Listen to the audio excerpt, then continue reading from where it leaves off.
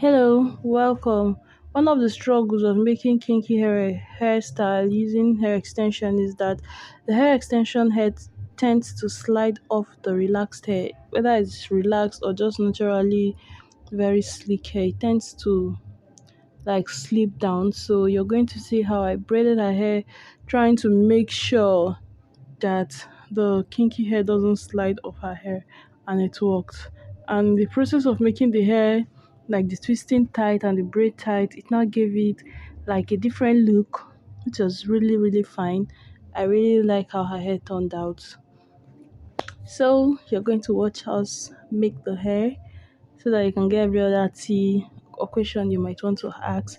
We used the rosemary kinky hair extension and we almost finished two packs. So enjoy.